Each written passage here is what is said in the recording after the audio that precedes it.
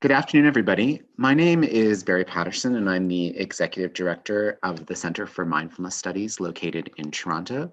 We just wanted to welcome you here today.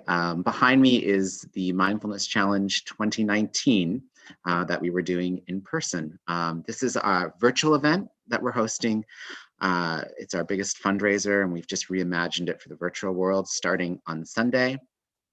There are 10 challenges. Some of you have signed up, many others maybe haven't, but this is an opportunity to see what it's all about, either get ready for the challenge or to just see if you like it and maybe want to participate. So we're really happy today to have Ronit Hinich doing a practice with us, a stopping, calming, and resting practice as a get ready for the challenge. And Ronit comes from us from her own practice, which is a secular practice, and her her her practice office called Dharma Praxis. So please check it out. And we're really excited to go through this 45-minute practice today. If you'd like to find out more about Ronit, go to the Mindfulness Challenge site, and you can go to our guides link. And I'm going to turn it over to her.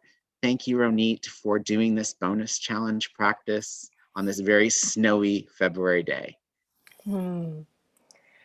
Thank you so much, Barry, for that introduction. And first of all, I would like to thank the Center for Mindfulness Studies for having me. Thank you, Barry. Thank you, Tita. Thank you, Theo. Thank you, Chetna, for making this possible. And also all of the people behind the scenes putting this incredible event together. Most importantly, I think it's worth recognizing the 10 years that the center has been doing, that the center has been gathering hundreds of people to meditate together, to make mindfulness-based mental health programs accessible to individuals and communities. I think this is so needed and so wonderful, and I couldn't be happier to be here. Before I even introduce myself a little bit, I just want to make sure that those of you joining us are really creating the conditions conducive for practice. And yes, we are using screens and we are using computers to connect to one another, but we can also create the conditions for those computers and those technologies to not interfere with the actual practice. So I recommend you, if you have more than one program running in your computer, take this opportunity to shut it down. If you have your phone around you, put it in silence mode, put it away so it doesn't compete for your attention. And you are able to devote the next 35 to 45 minutes to really practicing. So as Barry said, my name is Ronit, and I am the founder of Dharma Praxis. This is the home of the Living Room mindfulness practice community.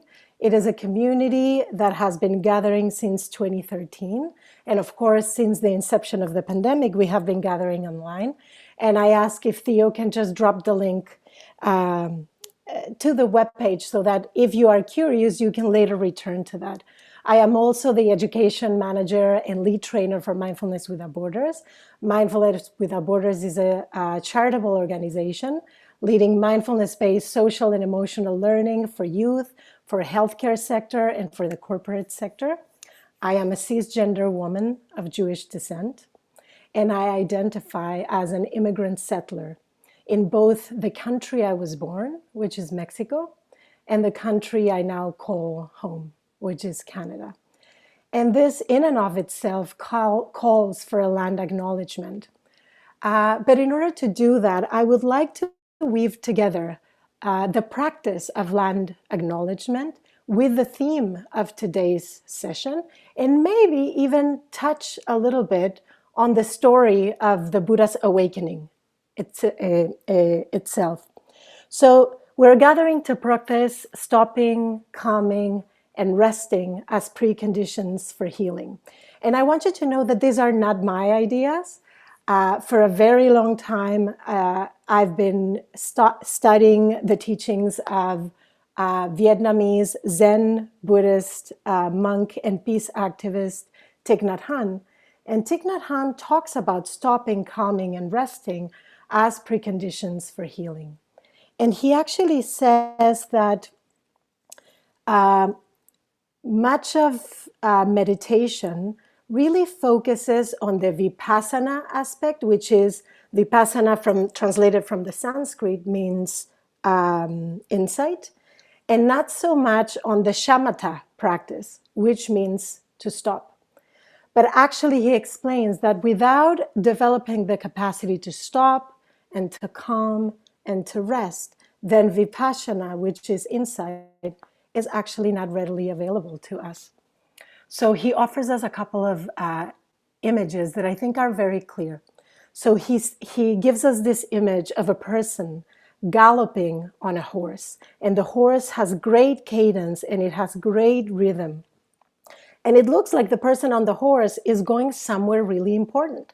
From the side of the road, somebody shouts, "Hey, where are you going?" And the person turns to face the other person and says, "I don't know, ask the horse."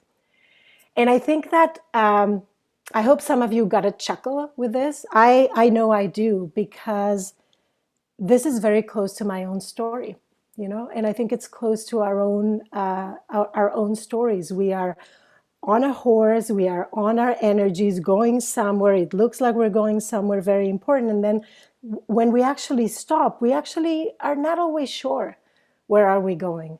And so the importance of the practice of stopping becomes very clear here. And I want you to think about this not only as individuals, but as families, as communities, as nations, to ask this question: where are we going? And is this the right direction? Then he offers another image that I think is also very beautiful and very clear. He tells us to imagine a pebble being dropped on a pond. And this pebble allows itself to fall down, down, down into the bottom of the pond. And once it reaches the pond, it allows itself to just rest there, to not do anything. And so when we're not able to stop, we're not able to calm. Emotions come and go. We say things we don't want to say that we later regret. And this is all carried by our habits. And so when we allow ourselves to stop, to observe, to calm, and to rest, then we are better able to understand where we are situated. So I want you to imagine yourselves as having the capacity to be that pebble, to allow yourselves to drop down to the bottom of the pond and allow yourselves to rest there. And so once we are able to rest, interesting things begin to happen. A lot of people think that the practice ends there. We arrive at this moment of quietness, and that's what it is. But actually, I think that the practice really begins there. So at the beginning, we could think of mindfulness practice as a constellation of practices to help us do just that: stopping, calming, resting, so that we create the conditions for healing. So once you do these activities, what is it that you find? And in my experience, you come into close contact with life, yours and that of others, sentient and non-sentient beings, just as it is. And because you touch this so deeply, or better yet, because you are touched by this very clearly, very intimately, you realize that you're not separate from anything. In fact, that you are made entirely out of things that are not you: your history, your family, the ideas of your culture. And so once you see this, you realize that you can't help but do a land acknowledgement. Why? Because it becomes the right thing to do. And I'm not talking about vacant verbalism. I'm really talking about you realizing life, yours, mine. I'm talking about you realizing time. I'm talking about us realizing the stories and the histories that we are made out of. And so when through the careful practice of stopping, calming, resting, we arrive at this very moment, the dust of the constructed ways in which we have learned to understand our place and our value in this world, or the different worlds in which we live, begins to settle. And this is the radical element of this practice. And it gives us a lot of hope, and it gives us a lot of possibility. And here, I would like to bring in one more image, which is the image of the story of the Buddha's awakening. After sitting for the whole night, and then seeing the morning star arise, and figuring out suffering, the causes of suffering, the way out of suffering, and the way into well-being, the Buddha realized that he had awakened to a new reality. And at that very moment, self-doubt crept in.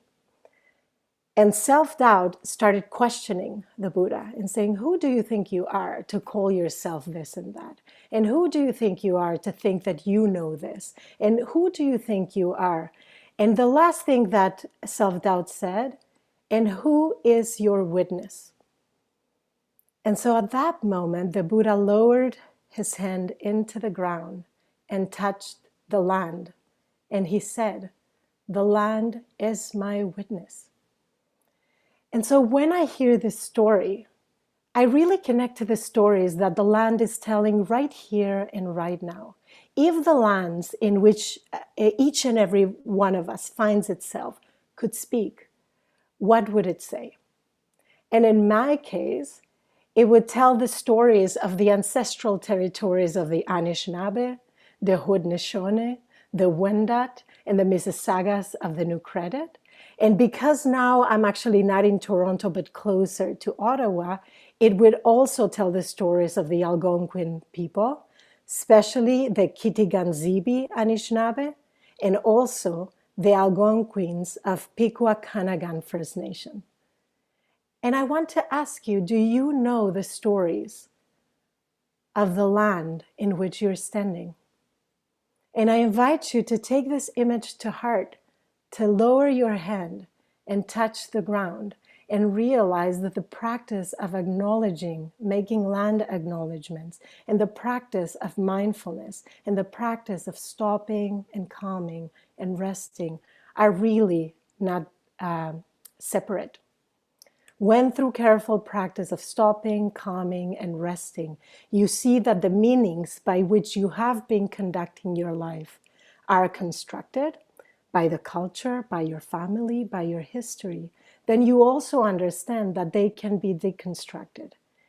And they can be deconstructed to create a place where everyone, no exception, can receive the love they need. And then devote yourself to this work wholeheartedly, much like the social arm of the Center for Mindfulness Studies does every year with this particular challenge. So this is a shout out to all of you joining in today, because by you giving yourself the opportunity to stop and calm and rest, you're also giving others the opportunity to do exactly that. And before we move into the practice, I just want to offer you one last image that I think really also connects to the social arm of the Center for Mindfulness Practice, which is the image of the Bodhisattva of compassion, Avalokiteshvara. And this is an image of a Bodhisattva that has many, many hands and many, many feet. And in each hand, this Bodhisattva has a tool, and in each feet, it has a different tool. And you may wonder, what are all these tools for? And these tools are to be engaged in service of others. And I think that a lot of us get caught up thinking, where can I help?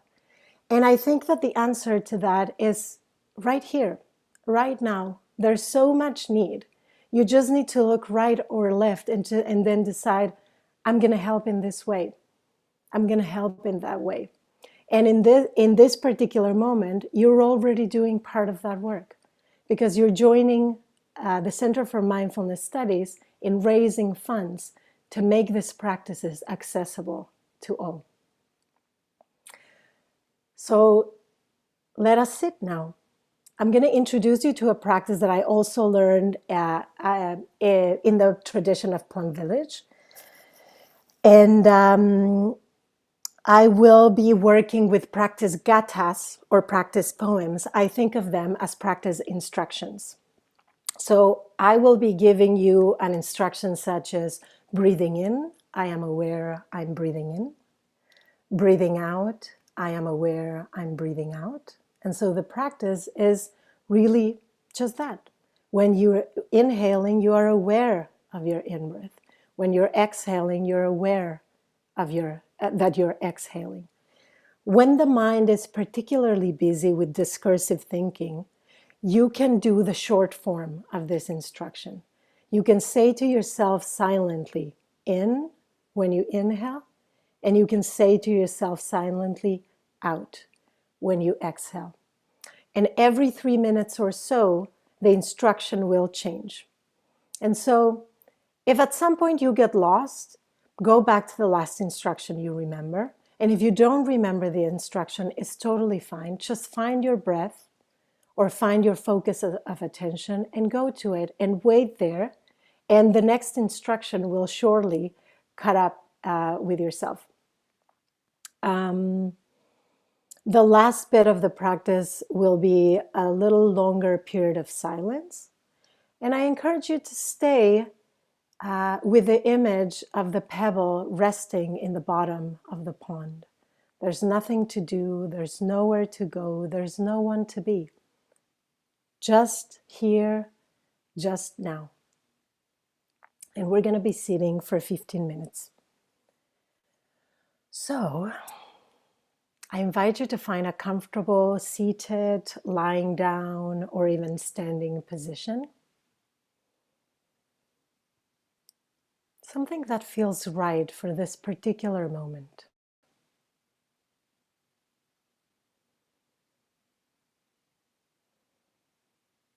And I invite you to close your eyes if that feels comfortable. However, if it doesn't, you can always leave your eyes half open, gazing past the tip of your nose and landing at some landmark where you can return your gaze if your eyes begin to wander around the room.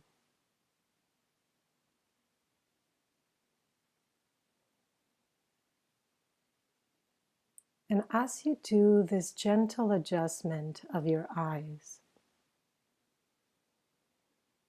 notice if there's anything that feels good about closing or semi-closing your eyes.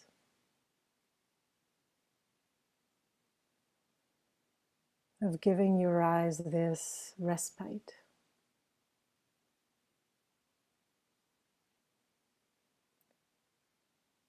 And if it does, I invite you to allow this goodness to trickle down, down, down throughout your body.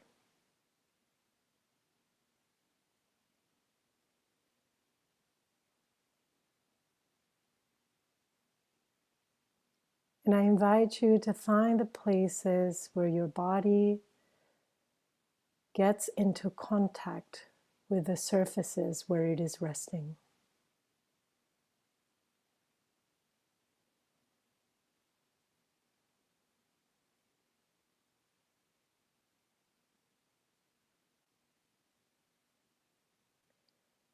And as you find those lines of contact, I invite you to let go of your body weight in this direction, any amount.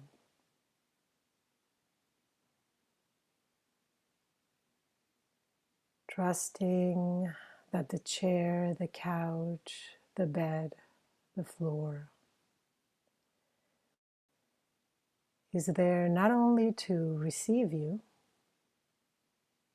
but welcome you. Wholeheartedly, nothing left behind.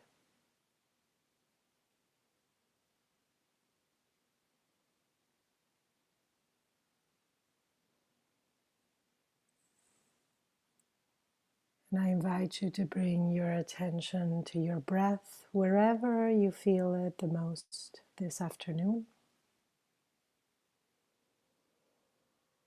And we shall begin.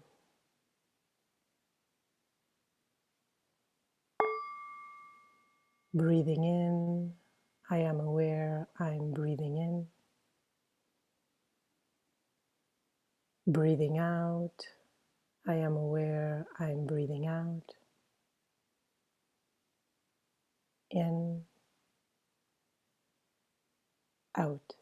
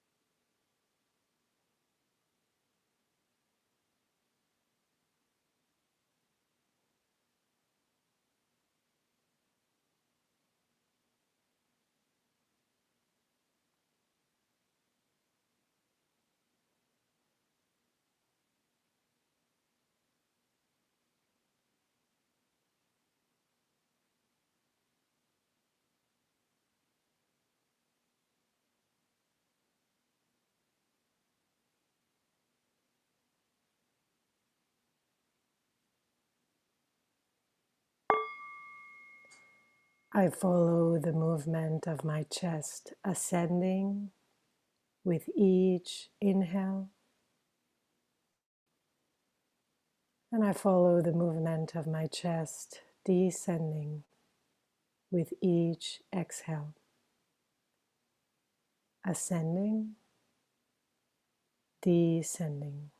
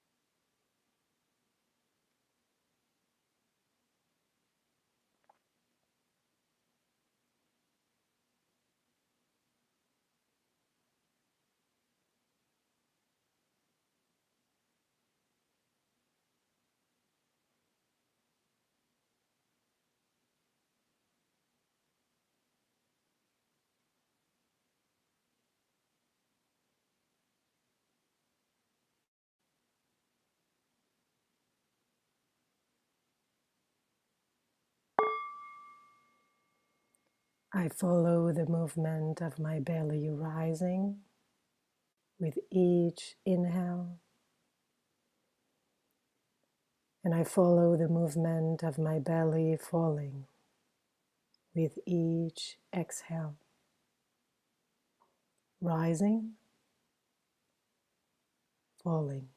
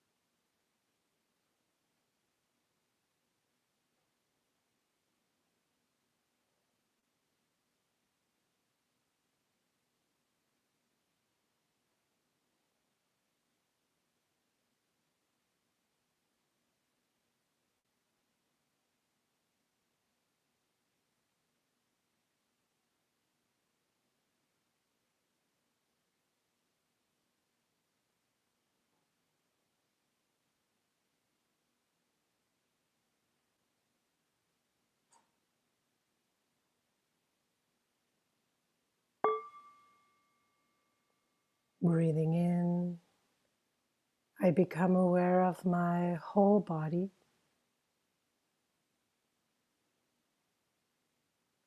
from the crown of my head to the tips of my toes, front and back body.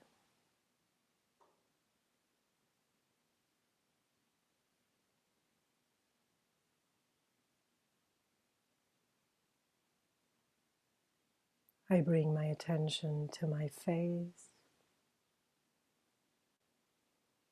from forehead to chin and from ear to ear. I allow all the facial muscles to soften any amount.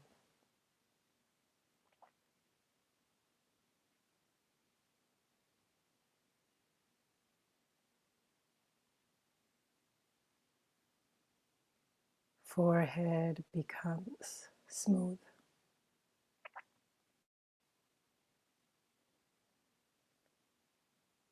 Eyebrows descending towards the ears.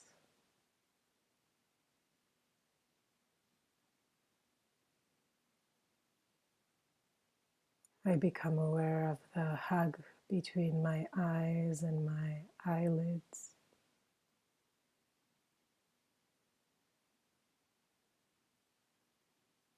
And I allow my eyes to sink down and back, inviting them to rest.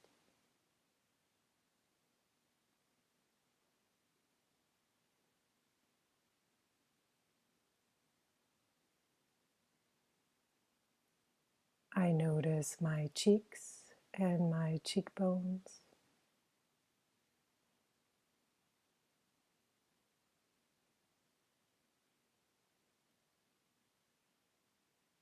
And I invite some space between the biting surfaces of my teeth to allow the jaw hinges to soften.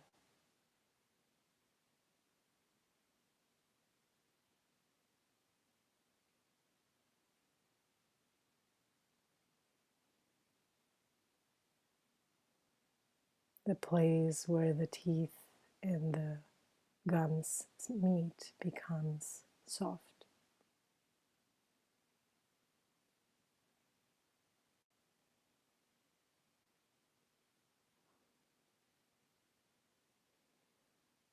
And I invite my chin to become heavy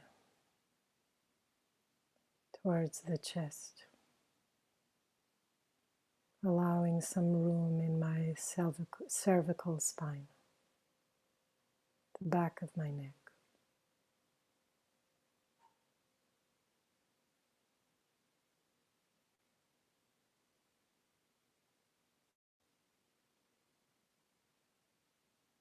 I bring my attention to my arms,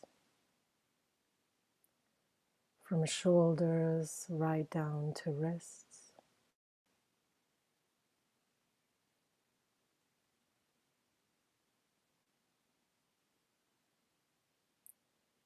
I include my hands, the palms of my hands, the backs of my hands,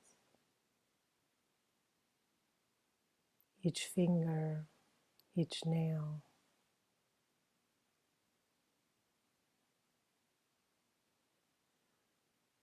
And I invite my face, my neck, my shoulders,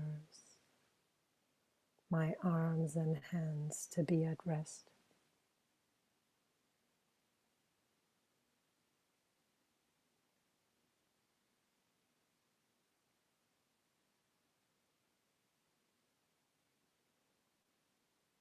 I move my attention to the area of my torso, from shoulders right down to hips, front and back torso, breathing.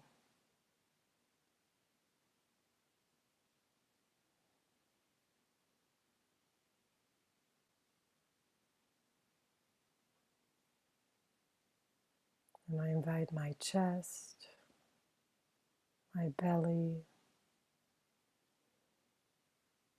my upper, lower, and middle back to be at rest.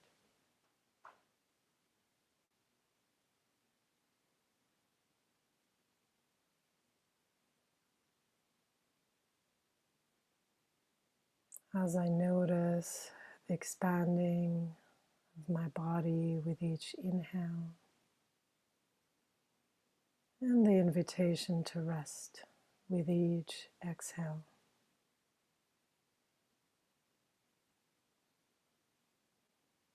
In this area.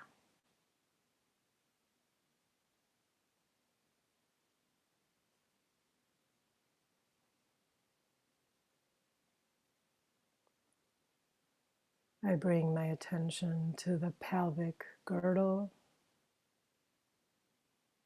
and the pelvic floor,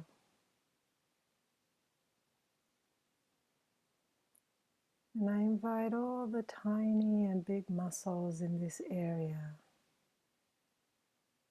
to rest.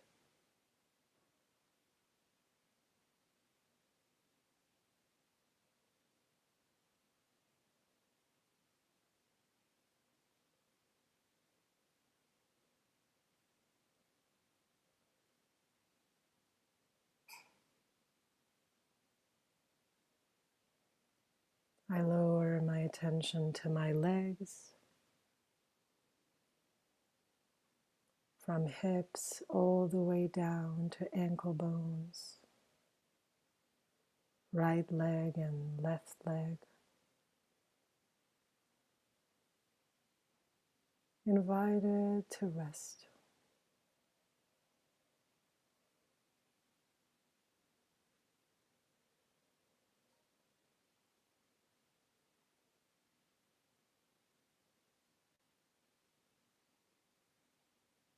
I bring my attention to my feet,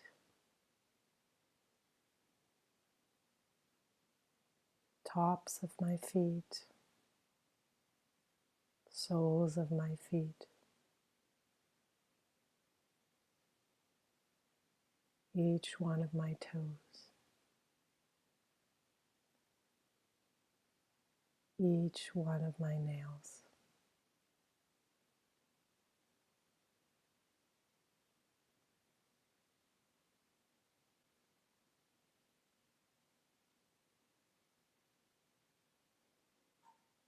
And from the tips of my toes to the crown of my head, once again, I open my awareness to my entire body.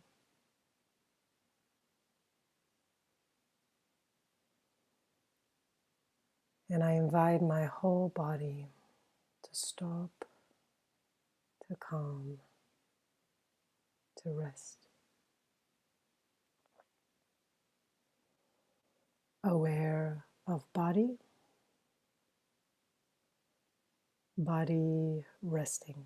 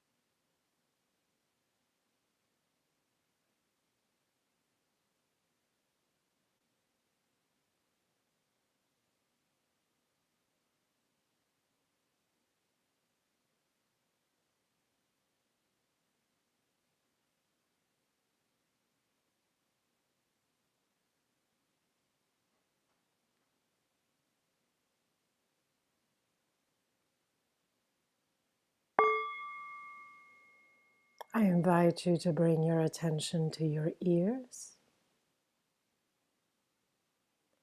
the physicality of ears, the experience of having ears.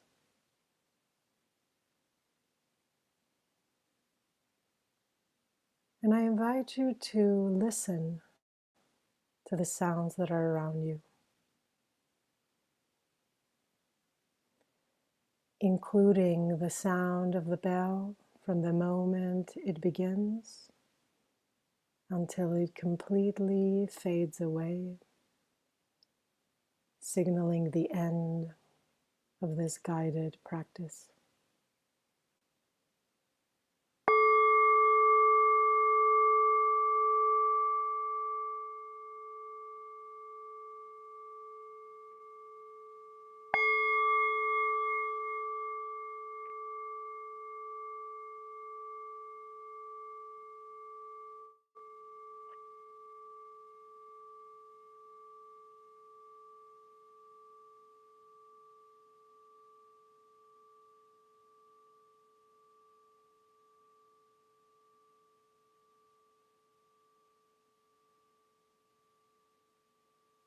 And when you're ready, at your own sweet time, I invite you to tend to your body in any way you see fit. Maybe you need to massage your legs, your lower back. Maybe you feel like stretching.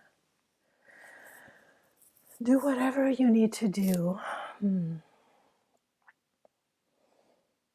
I was hoping, and let's see if this is gonna work. I was hoping that we could read some comments in the chat box. And what I was interested in first inviting you to just write one word that best describe how you feel now after the practice. And I invite Theo to help me out with this part because I wish I could see you, but we don't have that capacity at this moment. So Theo, maybe you can, if there are comments coming from people in the chat box, maybe you could read a few. They might come in a few seconds. So there is a 20-second delay, so I'll wait a little bit. Wonderful.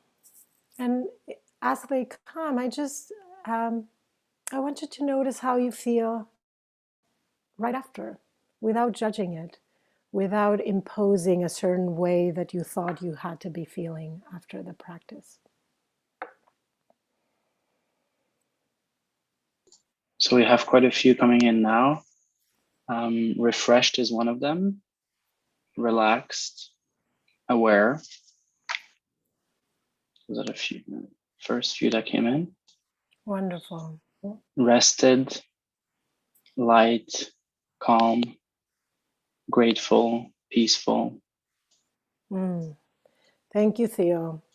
And I wish we had time to read everyone's, but I just want you to realize the incredible subtlety and the benefit of this practice. We sat together for 15 minutes. We paid attention to our breath, to our body. We invited ourselves to stop, to calm, to rest. And these are the descriptions that come up in the chat box.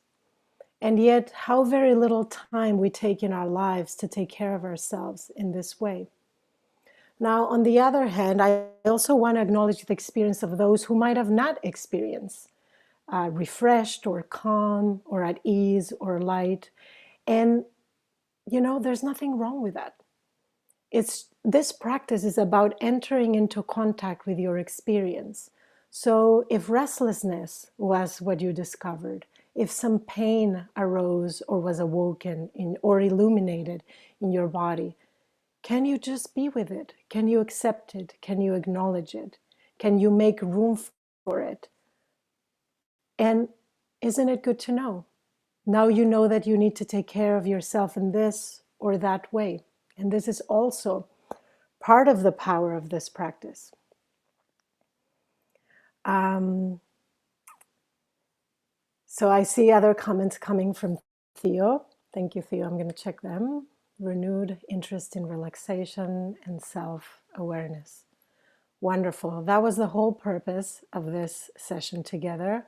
We only have 2 more minutes, and I would like to also open the chat box, maybe for just comments so that you can see each other, even if across time zones and through, zooming through space and time through our little devices, and recognize that the most valuable part of this practice is to be practicing together. And so I want to take this opportunity once again to, first of all, thank you all for showing up. Thank you all for your practice. I know I benefit from it. And thank you again to the Center for Mindfulness Studies for kicking off the Mindfulness Challenge 2021 with this venue. I feel really grateful and really honored. And if you're curious about the work I do, you can go to the website and you'll find the links to my work, Dharma Praxis and Mindfulness Without Borders, right there. Thank you, everybody, and have a great day.